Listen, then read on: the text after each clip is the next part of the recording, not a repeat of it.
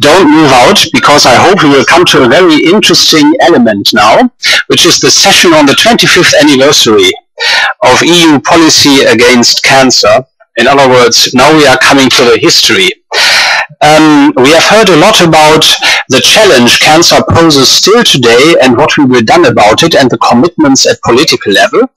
But I think the fact that we have a policy on cancer since 25 years at EU level is also a very good moment to look back and to see what was achieved. So on this occasion, I'm very pleased to introduce Dr. Michel Richonier, who launched the first Europe Against Cancer program in 1987. As head of the Cancer Task Force of the Commission at that time, Dr. Richonier played an instrumental role in the conception and implementation of the program in close consultation with a committee of high-level cancer experts from across Europe.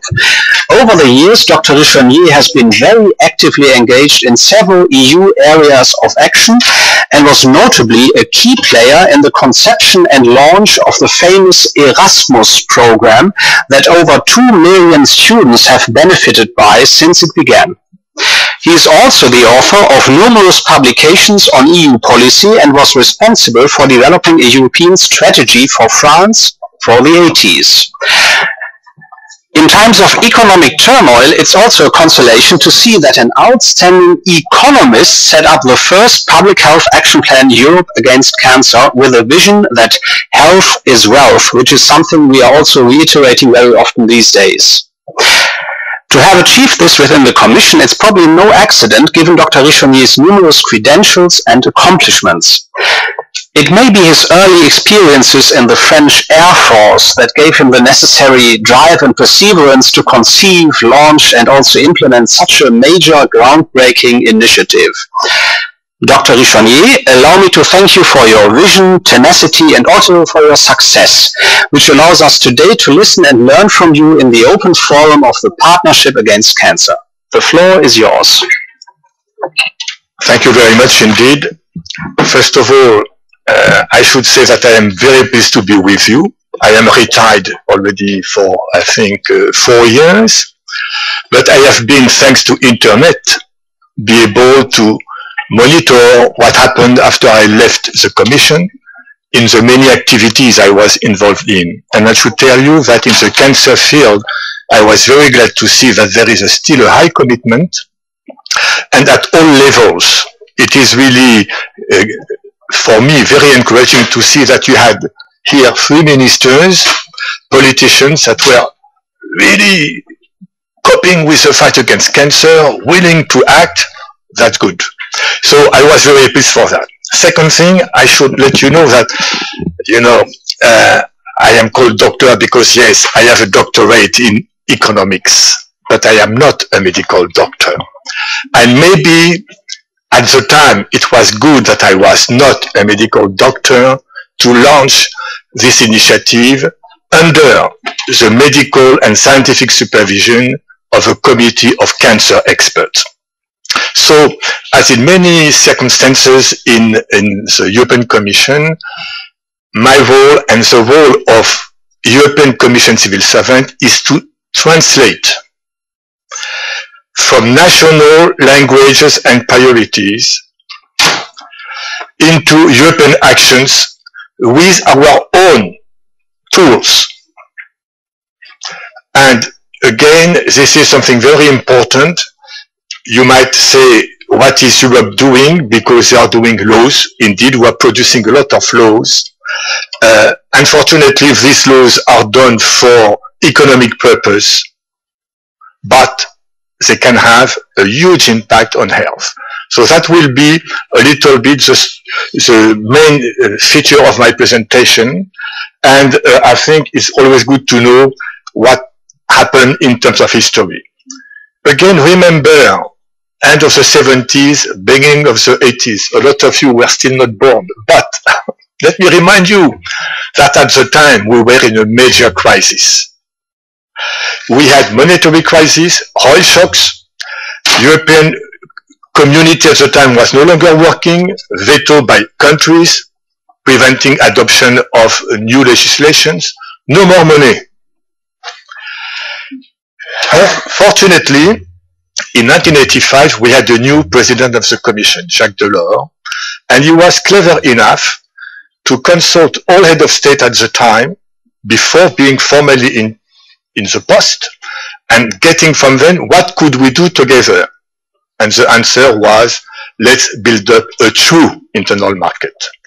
And at the time, there was about 300 legislations that needed to go through to have the true internal market, and they were mostly blocked because of the veto, the unanimity rule.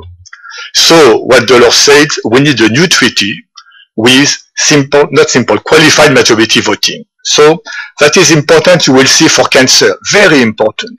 Some of you that all people that work with me on the cancer program remember that we were accused, Commission, to cheat with law, to impose on the tobacco field laws that were not really fair play. So at the time also there was a nice expression, you don't fall in love with a common market. And I think it's still true. Economics is nice, but it's difficult to really fall in love with that. And already in 72, again, this is something very important for us. Pompidou, French man, he was not socialist, he was Gaullist, say, let's call for a workers' Europe. It's nice to have an Europe for businessmen, but we need Europe for the workers. Very good. What happened then? My gosh, some 10 European laws went through in the field of protection of workers, of equality, men and women. The money available was 40 times bigger than the year before. This should ring you a bell with what we did into cancer. Again, in 84, Mitterrand said, same spirit, you cannot fall in love with a common market or with a large unified market. They called for Citizens Europe. What the hell was Citizens Europe covering? Well, now we know. We have a European flag, European passport, a European anthem. So that was 3 symbols that went through. And now we have an education Europe with, I will mention quickly, Comet and Erasmus, and I think a health Europe since 25 now because of European cancer. Now, let's quickly look at Europe, Education Europe. Here you see, I think the father of Education Europe and of Health Europe is this man, smiling. The photo, cut, but this guy had really like that. And when I was introduced to him as his advisor on these social affairs, I say, my God, what a man. He was a rugby player. Very important to understand that, when you play rugby, if you have a clear goal, you run. That's what he did. And he didn't waste time. He was responsible for education and health for 1 year only, because his main portfolio was competition. But since Spain was not yet in the European Union, for 1 year he kept this responsibility and then sent the ball to Commissioner Marin, as I will show. So that's something important. And also he was the youngest commissioner. So you might imagine a politician from a small country, youngest commissioner, rugby player, if he has an opportunity to put the ball behind the line, he will do it. So that's what he did indeed.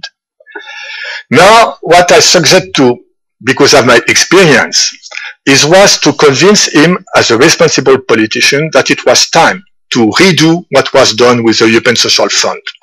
We don't care, there was a budgetary crisis. But come on, if you look at the back, we were spending 13,000 million écus a year for agricultural policy. Wasn't it possible in education and training to spend 85 MECUs for Comet and 175 MECUs for Erasmus?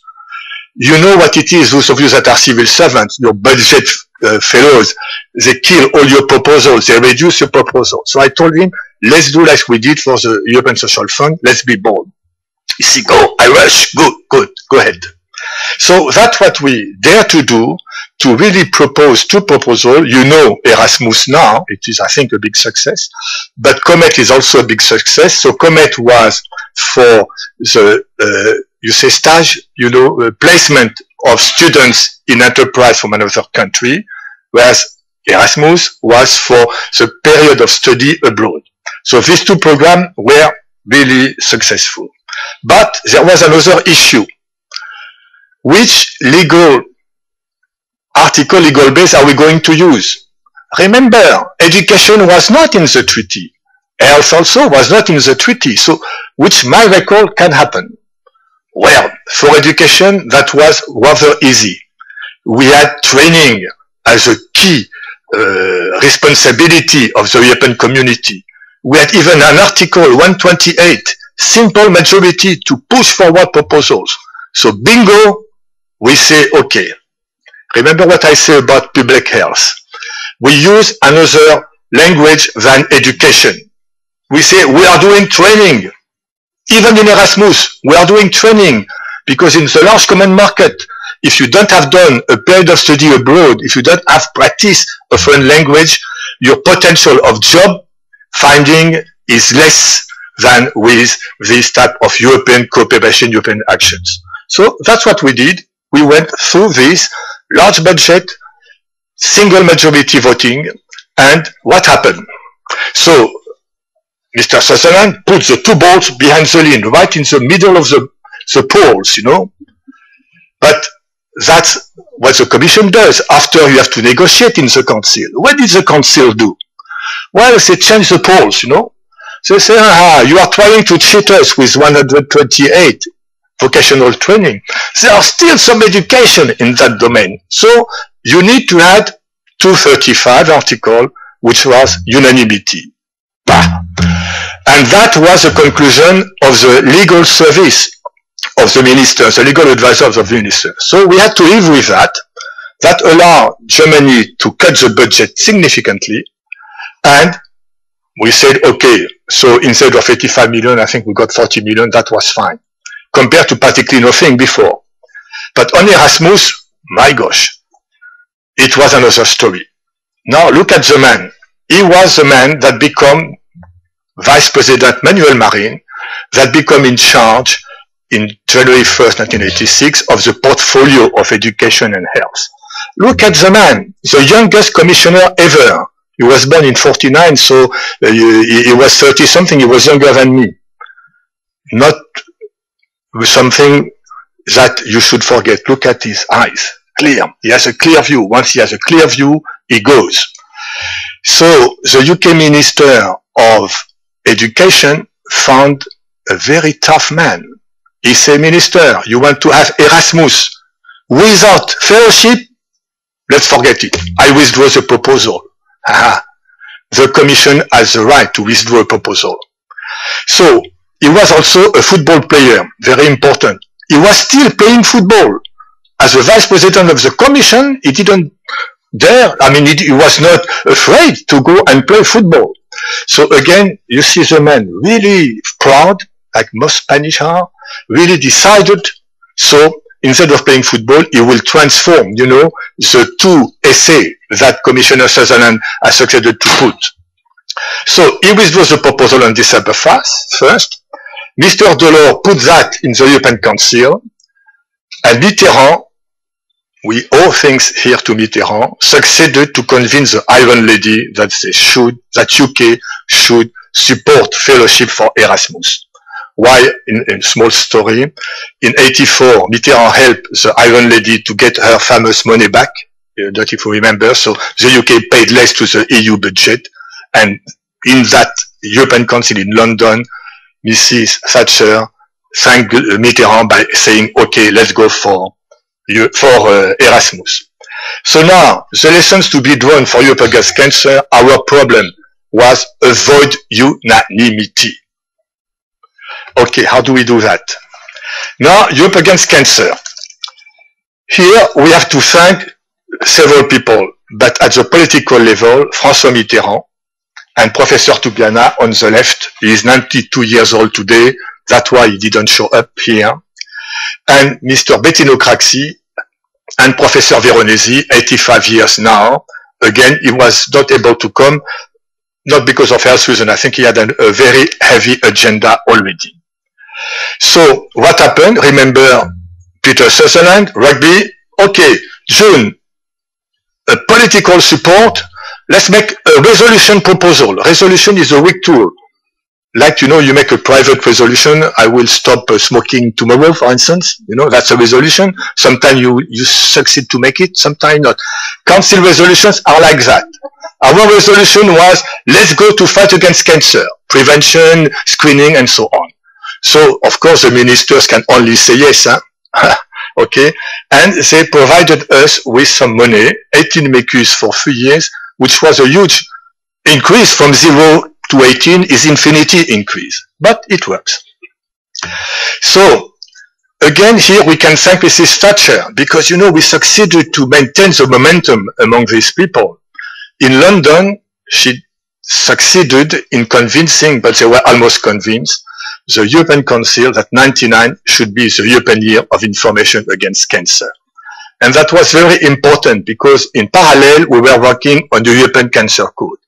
And to thank her, all the committee went to 10 Downing Street. You recognize Mrs. Thatcher in the front. Of course, Professor Toubiana is on her left. Professor Veronesi is a smiling guy, Veronesi is always smiling on the left side, and I am hidden on the right side. One of my secretaries say, Michel, you are like this guy, that puts his face on all pictures or whatever. No, it was true, I was there. And if you doubt about it, look, it was very interesting. First, I had the full confidence of Mr. Marin. So Mr. Marin said, Michel, you are better than me. You go and at this meeting with Mrs. Thatcher. So I went, and look at that. It was very nice to me. I was a simple civil servant, but she was really smiling. It will change after. It will change after, as you will see. Now, in this program, from the beginning, and I am French, I am regionalist, I like regions. I am from the south of France. I like regions. I am my country. I love Europe. But you need to involve every dimension of yourself. And in the Europe Against Cancer program, we say Europe is not Brussels. Europe is not Brussels. We need to move with all actors, and we call them partners. So we check, everybody at European level, national level, regional level, local level, public and private. So that was really the spirit of the program, Let's Fight United. So what did we do? We had no scientific expertise, so we called upon a committee of cancer experts. Professor Toubiana and Professor Veronesi were chairman and co-chairman. We mobilized the anti-cancer leagues. It was one of the first times they met together in Brussels. We mobilized the anti-smoking association, the medical TV producers, and there, listen, Mr. Marin himself, vice president of the commission, opened the first meeting of medical producers. And I remember some of them were smiling. I was close to Mr. Marin as they were wondering what the hell was the commission doing in that business, Europe Against Cancer. They understood quickly. But we mobilized all these people. We mobilized a committee of medical doctors and nurses for the training issue. And very important, we didn't say, okay, civil servants in Brussels, we are the best national civil servants. Well, no. We involve them immediately because why? They have the money. The member states are paying for screening. And if we wanted to promote screening, we needed to have the ministries be agreed and remember of the Code Against Cancer. The Code Against Cancer promoted screening. So it was expenses for the ministries. So we needed to involve them. And within the commission, we put a task force in place involving the people in charge of, dangerous products. That was industrial DG. The people in charge of occupational cancer. That was our colleague in Luxembourg at the time. The people in charge of ionizing radiations. That was the people at the time in Brussels in DG 11. So we mobilized all the DGs. And my role was to have all these people work inside the commission for that program. So that we did, and really the birth of the program and the really Public Health Europe is 1987 with its first action plan. Because there, all the, Olebank is not here, but Olebank was a friend of mine at the end. But at the beginning, Mr. Olebank from Denmark, he was the chairman of the Danish Cancer League. He was also wondering whether we were serious or what were we doing on this boat, Europe Against Cancer. very clearly, he became supportive because he saw that we are not only making fuss, we had a prevention domain very strong, including screening, information and health education, training of health professionals, and support to epidemiological and medical research. 75 actions. So, the program objectives now, what did we, because I am also an engineer, and I say you need a program approach. A program, you have objective, you prepare, that was the action plan, you implement, you assess what you have done, and you improve to a new action plan. For those of you that have the industry, this is ISO 9001. So say what you do what you say, assess what you do, and you do it again. So that's exactly what we had in this approach. So how to find an objective? Of course, we consulted WHO, IARC, the European School of Oncology, and so on. A lot of clinicians and epidemiologists. We arrived that mortality can be reduced between 85 and 2000 by 15% the death by cancer. So in 2000, the trend we're expecting at the time, 85, 1 million deaths. So we will, thanks to that program, have only, or save, quotation save, 150,000 lives. But because of all partners in the program, not because of Brussels. So for the code, as I say, we had to elaborate it, but most importantly, we had to create consensus among the leagues against cancer, among the ministries. As I say, they pay. So we had 1 year of, consensus building, and this was agreed rather fast for such an innovative approach. Here's the code. I took a picture. I advise you all to get this book from first quarter of 91, which is a summary of all what has been done in the first action plan against cancer. You have the legislation that were adopted, so it's good to compare the legislation adopted at that time and the new legislations, for instance, and you have many more stories. So you see, what was important, we get consensus not only on don't smoke, but on the pictogram. So we had pictograms to speak in a common language, and then you had the text. And I say that because it's, at the time, you see the moderate to alcohol consumption, you see there is 1 bottle with 2 glasses, and the remaining are squared, crossed. At the time, there was no enough epidemiological and evidence that you could drink at the most 2 glasses of wine per day. But the picture shows that, and other studies that we funded through the program, initiated through the program, confirm that was in the revision of the new code, 2 glasses of alcohol per person. Here we didn't separate men and women. Now I know we say 2 for men, 1 for women. Well, at that time we didn't separate the 2. So you see the different articles. And of course, on screening, we said a larger number of cancer can be cured if they are detected early. We were very cautious. We said, okay, go to the doctor if you notice a bump, or if you have you lose weight in an unexpected way. These commandments are no more in the code. We were very cautious on the pap test, and we were very cautious on the mammography. Remember, 25 years ago, on mammography, there were not that consensus, and it was costing money. So we had a week on that. The last line was rather weak due to the knowledge available at the time and the lack of money. Now, as you know, the code has been updated, and the objective now is to reduce incidence by 15% by year 2020, which is a nice objective. And you were able to add an article on colorectal screening and a new article on hepatitis B vaccination. So that, I am glad to see that the momentum was kept in updating this common language called the European Code Against Cancer. Then what did we do at the time? On information, we say you need to mobilize all the partners and the TVs.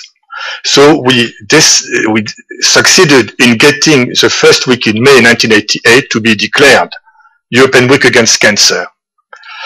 Then we had the European Year 1989. So doing, we were involving all actors, public and private, and prepare education material. So, for instance, TV programs. So I still have the video cassette. We need to transform that into CD-ROM. Problem is I don't have any video cassette reader anymore. It is in the garbage. But that I will make sure that you get a copy of it. We had a nice program called Lifestyle and Cancer in Europe. Of course, all this program had to show what was the European value added. For instance, what do we learn from different lifestyle? That was the type of the program. And in Germany, remember it was 1988, 6 million viewers for a rather serious program. Then we had a Eurovision Against Cancer in January 1990. 1 year of preparation by TV chains, by TV channels. 12 channels had broadcast it, and we had fantastic comments in the press. Of course, I read only the press that I had access to, really not spending too much time, but the French press and the Belgian French-speaking press were really positive. I think one of them said, up till now Eurovision was singing, singing, singing. Now for the first time we have a true European TV space. So we had videotapes, as I say, unfortunately we need CD-ROM now, and poster. Here again I took a picture. This poster, I kept it, you know, it was in my garage. And I say for this conference, I go down to my garage and bring it up to my office, my home office, and I took a picture of it. So that's the type of poster in all languages that we made available. So you had the code, and you had here a set of death by cancer linked to lifestyle made by IARC. Let me comment a few of them. I think it is very striking. When you look at this map, the death by cancer is high in France, Brittany and Normandy. And we say, conclusion, why is it so? Because of alcohol consumption. Conclusion, moderate your alcohol consumption. And for you to understand that in the year before World War II and after World War II, it was customary in these regions to put Calvados in the bottle of babies at night to have them sleep well. The baby did sleep well, but 20, 30, 40, 50 years after, the prevalence of cancer was very high. If you look at this map, this is skin cancer.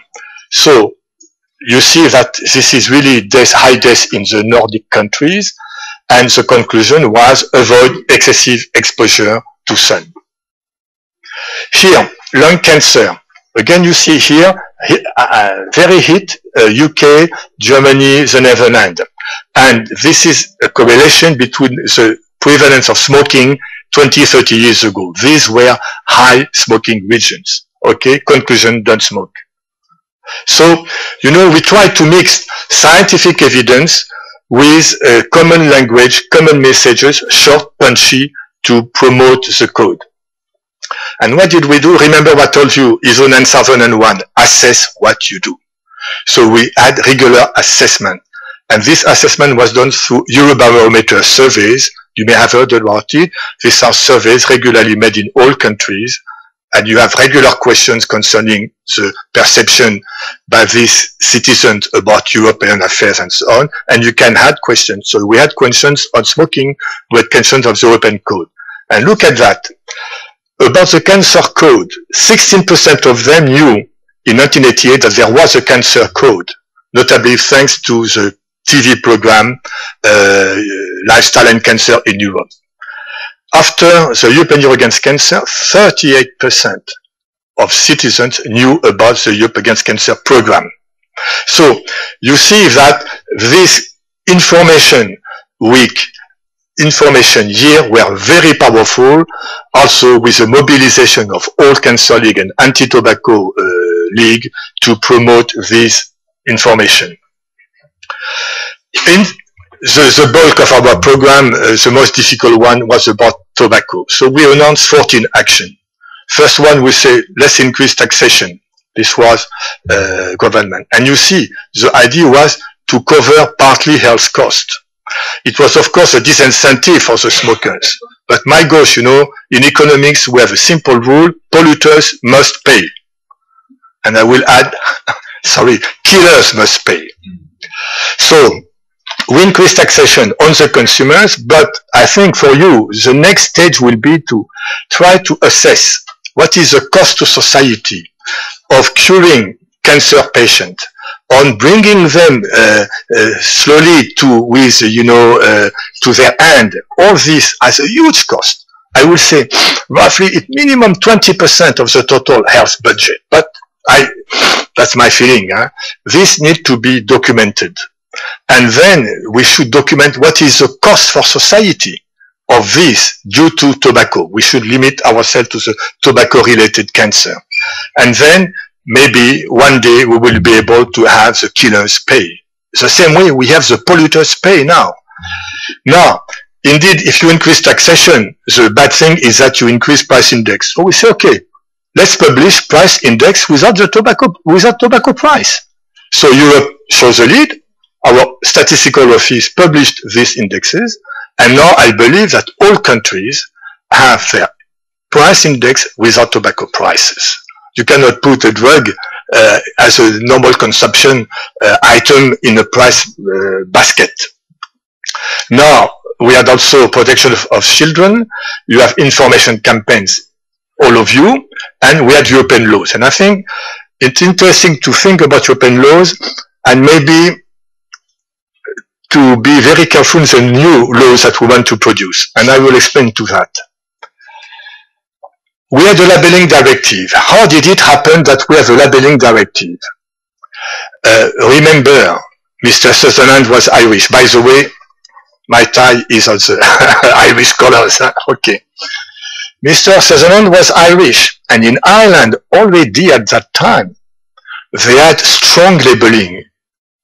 He brought me not to smoke because I quit smoking when I became in charge of that program. A tobacco pack from Ireland. Smoking kills. Bingo. That was the solution. Because they had national law on labeling. You need to have one national law in that domain on labeling.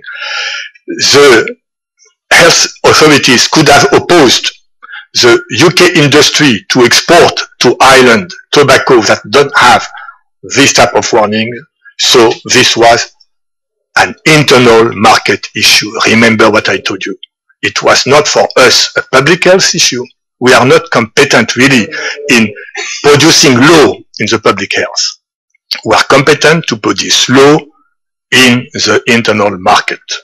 So that was something very good thanks to the Irish.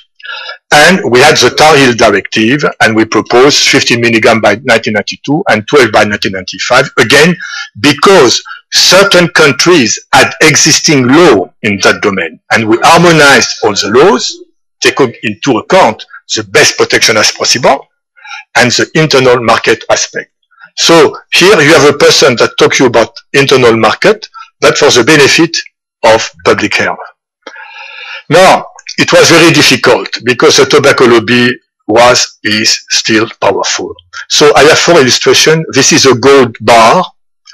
This is golf. This is champagne. This is Westminster. This is a lobster. How can all this picture explain what happened? The gold bar. You will see the gold bar. When I was appointed as chairman of this internal task force, my colleague from the Common Agricultural Policy come and see me and say, Michel, you know, I'm sure you will not get any money because the budgetary concern I had, but in the tobacco agricultural policy, I have 1 billion écus, 1 billion écus. If you would like, we can give you some. Why not 100 million écus or so? I say, politely, thank you. We are not going to put our hand in the lobby of the tobacco farmers, and also behind that, that was the tobacco lobby. So I say, no, we are poor, but we are proud to be poor. So I say, thank you. Then I received, not far after that, an invitation for the Belgian people here, the Royal Golf Club or Ravenstein. They knew probably I was fond of golf and also of champagne. Enology is my hobby. And for you to laugh, when I joined the commission, 73, in my curriculum vitae, I didn't put golf, tennis, I put lover of gastronomical experience.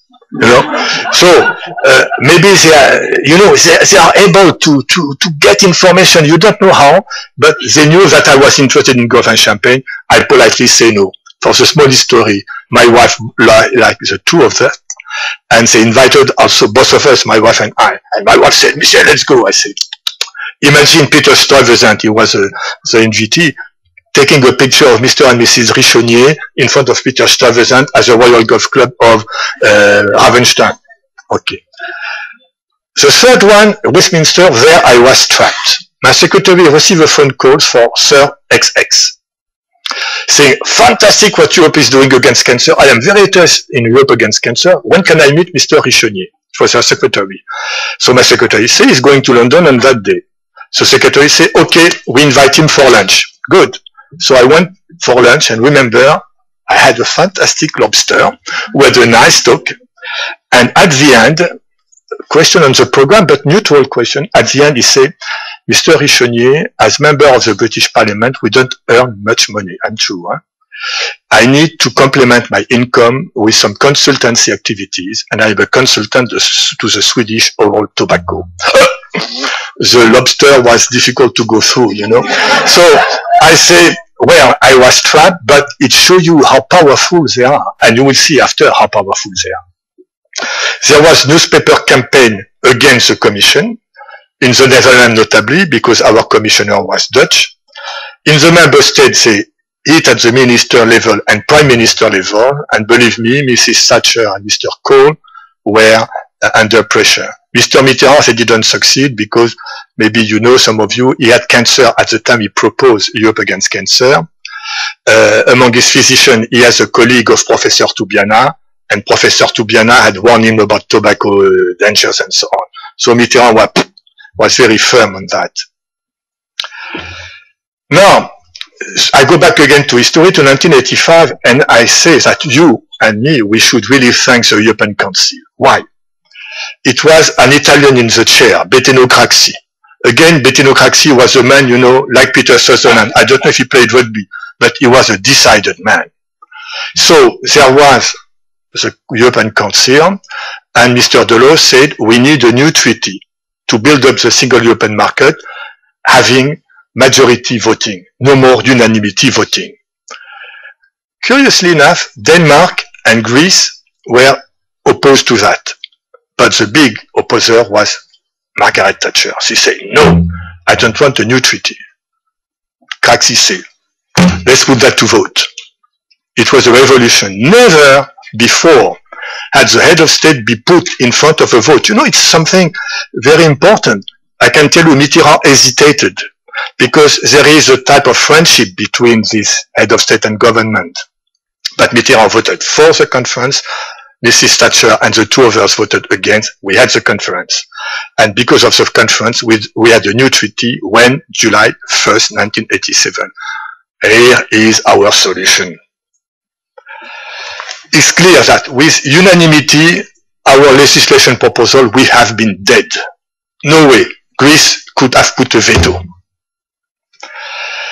Only majority voting could help. So one of the first things I did, remembering what happened with Comet and Erasmus, where the Council of Ministers, changed the polls of place to add the Article 235 unanimity, I said, now I need the best lawyer, young lawyer in the Commission. I got one, not maybe the best, an excellent one. This guy, look at the treaty, it was young, just cooked. He said, this is the solution. Fantastic. I gave him a promotion for that. But so we were very cautious in writing the directive. We never talked too much about public health. We talked about internal market. In the same way as in Comet and Erasmus, we didn't talk about education. We talk about training. So, of course, the tobacco lobby was furious. Mrs. Thatcher was furious because we had invented majority voting for this legislation that they believe should be unanimity voting. I was hit by the tobacco lobby in a press conference. I think Luc Josens reminded that me this morning when I had breakfast with him. But remember that. I think, and I have written it and I never received comments. Because after having been in charge of European cancer, I said to the commissioner, listen, I was glad to have this job, but really, I am not a medical doctor. I am an economist and an engineer. I love high tech. I have written many papers on the technological challenge. I want to move to high tech. He said, fine. We offer you one sabbatical year in Harvard, where I had time to put all my experience on a paper, publish in a book, and I prepared myself for new responsibilities in technology. So what happened? Believe me or not, you know, the health group is a group of civil servants that prepare in Brussels the meeting of ministers. But of course, they have national meetings before.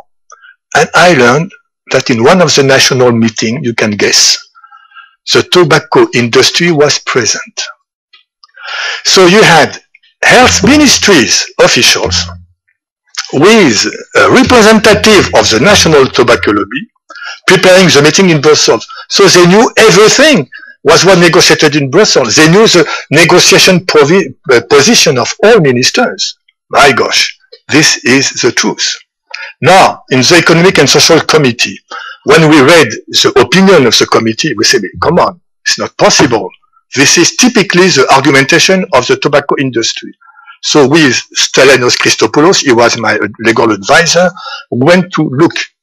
First, who was the rapporteur? Curious. He was not member of the social committee, he was a member of another committee. Normally, the rapporteur need to belong to the committee directly involved. Then we went to Woozwo. And what did we discover in Woozwo? He was one of the senior boss of one of the tobacco cigarette lobby. Company. My gosh. So you see, they had succeeded in maneuvering, in having this guy be the rapporteur for the Economic and Social Committee on our directive. Of course, he was kidding us. Now in the European Parliament, again, strange. On the European Parliament, we had an Irish person, charming, as rapporteur. And as rapporteur, he was supportive of the labeling directive. Why? Because in his country, the labeling directive was already in place. So he could only be supportive of European proposal imposing on all other member states something similar to what was happening in this country. So he was supportive.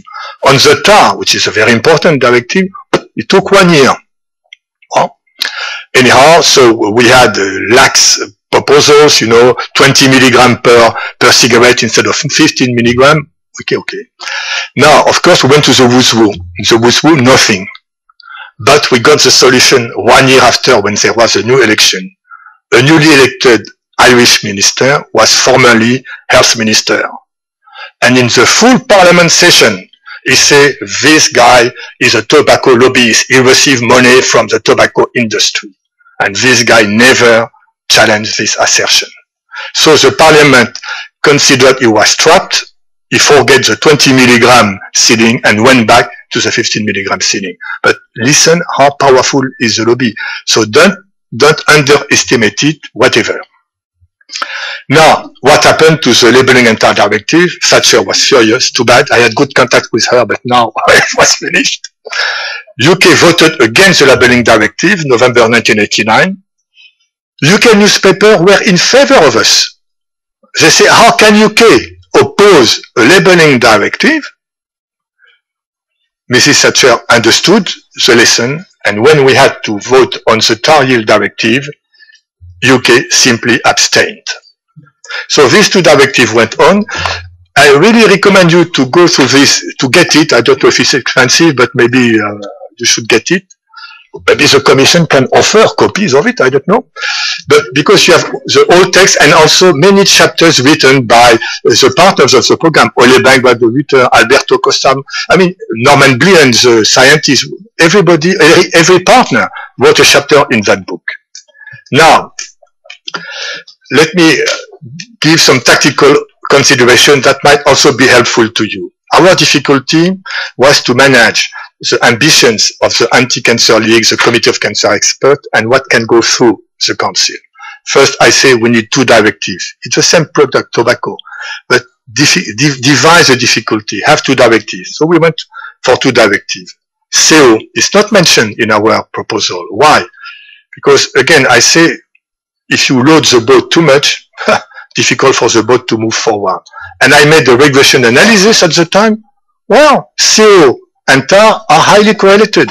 And before I came, I went to my tobacco seller and I say, okay, we have 5 units of work together. I didn't buy, of course, cigarettes. I said, tell me what are the tar and CO content.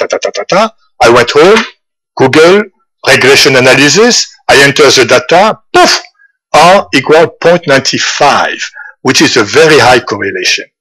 So at the time we were right not to put it because it would have been difficult to go through. If you add a new dimension, you imagine what it is to discuss that at your level.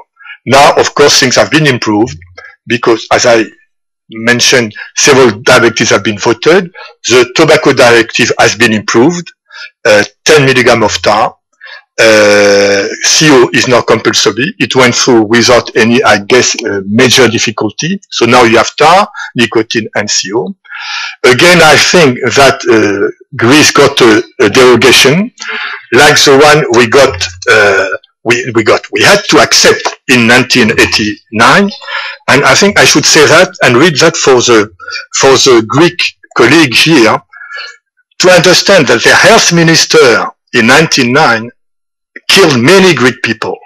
And indeed, you will know that the only country, with the other one is Portugal, the two countries that had no progress in cancer deaths between 85 and 2000 are Greece and Portugal.